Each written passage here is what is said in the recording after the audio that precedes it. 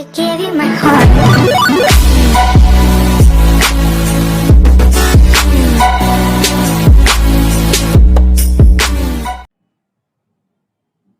Hello students, how do you do? I hope you are keeping well by the grace of God. At the outset, I would like to thank you for your love and affection. My dear students, today's topic will be types of resource. संसाधनों के प्रकार. These resources are generally classified into natural, human-made and human.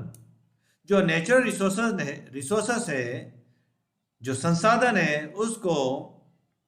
उसका natural, human made और human में classified किया गया है. तो आज in this video only we shall discuss natural resources. आज हम केवल नेचुरल रिसोर्सेस के यानी प्राकृतिक संसाधनों के बारे में ही पढ़ेंगे और अगली वीडियो में हम पढ़ेंगे ह्यूमन मेड रिसोर्सेस. तो let us begin natural resources.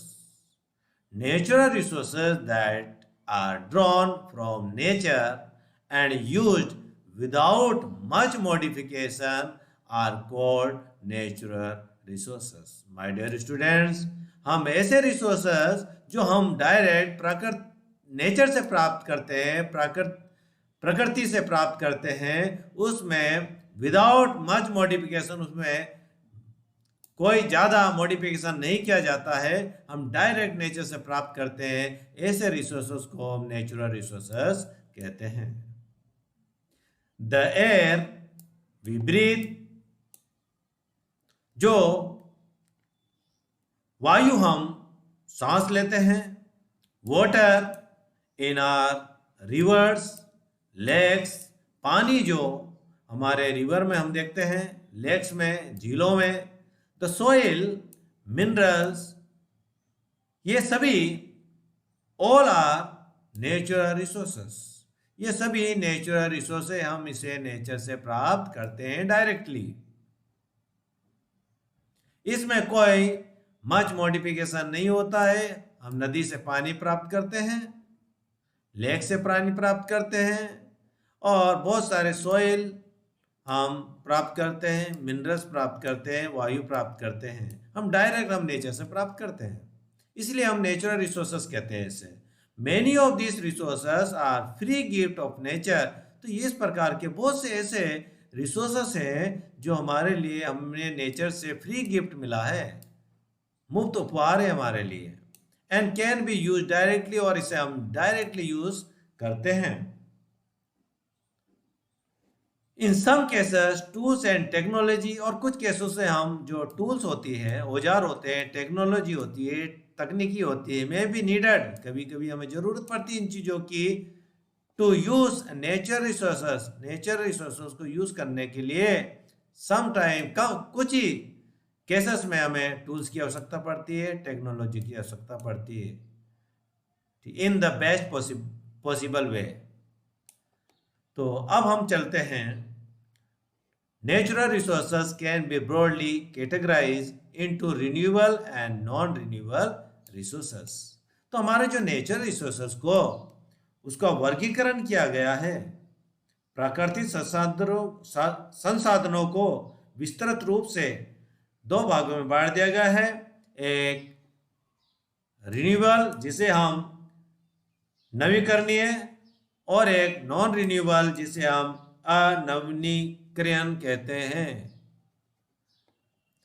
तो रिन्यूएबल रिसोर्सेस क्या होते हैं? Renewable resources are those which get renewed. ऐसे रिसोर्सेस जो नए किया जा सकते हैं, वापस रिन्यूड किए जा सकते हैं, रिसाइकल किए जा सकते हैं, या फिर रिप्लेनिश्ड क्विकली, और उसकी भरपाई वापस की जा सकती है. ऐसे रिसोर्सेस को हम रिन्यूएबल रिसोर्सेस कहते हैं, जो वापस हम उसको यूज कर सकते हैं, एक बार खत्म हो जाता है वापस रिन्यूड हो जाते हैं, नए हो जाते हैं, रिप्लेनिश हो जाते हैं, तुरंत वो वापस उसकी भरपाई हो जाती है, उसको रिन्यूएबल रिसोर्सेस कहते हैं। Some of these are unlimited, इनमें से कुछ अनलिमिटेड है, and are not affected by human activities, और इनमें से बहुत सारे ऐसे हैं कुछ असीमित हैं और उन पर मानवीय यानी ह्यूमन एक्टिविटी, मानवीय क्रियाओं का प्रभाव नहीं होता है, उन पर ह्यूमन एक्टिविटी का प्रभाव नहीं होता है। ऐसे बहुत से रिसोर्सेस है जो अनलिमिटेड है, जिसका ह्यूमन एक्टिविटी पर से कोई प्रभाव नहीं पड़ता, सच है सोलर एंड विंड एनर्जी, जैसे सोलर और पवन ऊर्जा है, विंड एनर्जी यानी पवन ऊर्जा और ये सोलर एनर्जी, इस प्रकार के इसके उदाहरण है। Example, yet careless use of certain renewable resources like water, soil, forest can affected there stock. लेकिन फिर भी कुछ नवीकरणीय संसाधनों जैसे जल, सॉइल को मुद्रा कहते हैं, मुद्रा, फॉरेस्ट, वन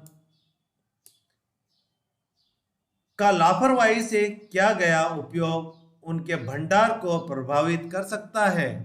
तो इसको हम जैसे इसको संसाधन को हमने लापरवाही से यदि यूज किया इस प्रकार के रिसोर्सेस को, तो ये हमारे भंडार को अफेक्ट कर सकता है, प्रभावित कर सकता है, और ये एक दिन खत्म हो सकते हैं।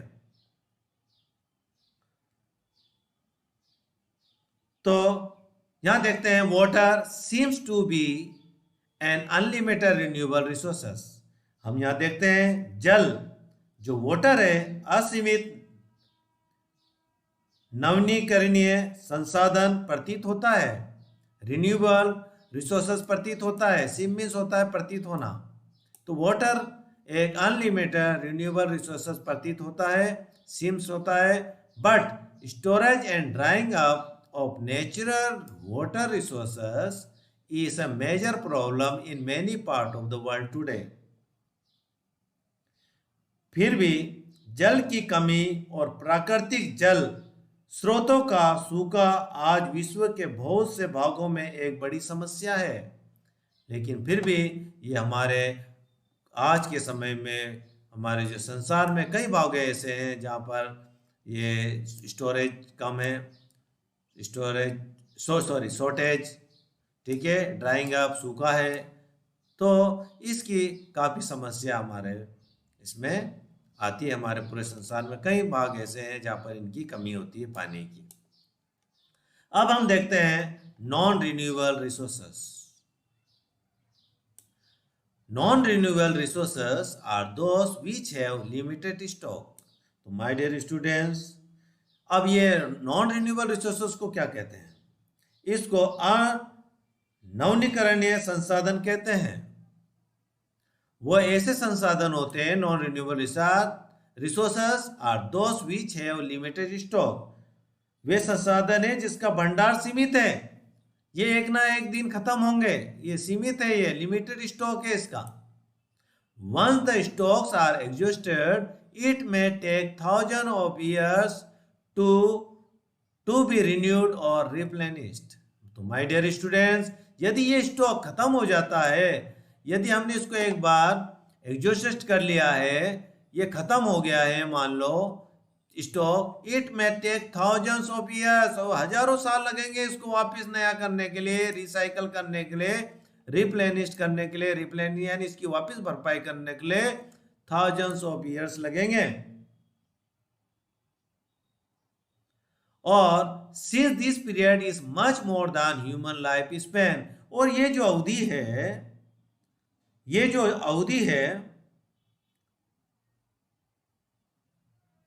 ये बहुत ही अधिक है। यह अवधि मानव की जो अवधि है, ह्यूमन लाइफ स्पैन, उससे ज्यादा अधिक है। कौन सी अवधि? जो ये थाउजेंड्स ईयर जो लगते हैं इसको रिन्यू हो में, तो हमारी जो अवधि है ह्यूमन बीइंग्स की, जो अवधि है जीवन उससे बहुत अधिक है। Such resources are considered non renewable resources, और ऐसे ही सारे जो रिसोर्सेस है उसको हम नॉन रिन्यूएबल रिसोर्सेस कहते हैं। इसके कुछ एग्जाम्पल दे रखे हैं, जैसे कोल जिसे हम कोयला कहते हैं, पेट्रोलियम अथवा नेचुरल गैस, ये इसके एग्जाम्पल है, उदाहरण है। क्योंकि एक ना एक दिन जो कोयला है वो खत्म होना है, क्योंकि इसके लिमिटेड है, पेट्रोलियम भी खत्म होना है, नेचुरल गैस भी लिमिटेड है, इसलिए एक ना एक दिन ये खत्म होगा। अब the distribution of natural resources depends upon number of physical factors. जो डिस्ट्रीब्यूशन किया गया है नेचुरल रिसोर्सेस का, ये कुछ फिजिकल फैक्टर्स पर डिपेंड होते हैं, जैसे टेरेन जिसे भूखंड कहते हैं, क्लाइमेट जलवायु, एंड एल्टीट्यूड जिसे ऊंचाई कहते हैं। तो ये distribution of resources is unequal, इसीलिए ये डिस्ट्रीब्यूशन ये अनइक्वल है, यानी असमानता है इसके अंदर, because this factor differ so much over the earth, क्योंकि पृथ्वी के ऊपर ये ज़्यादा ही जो फैक्टर है वो विभिन्न है, इसमें अंतर है, इसीलिए डिस्ट्रीब्यूशन रिसोर्सेस का अनइवन है।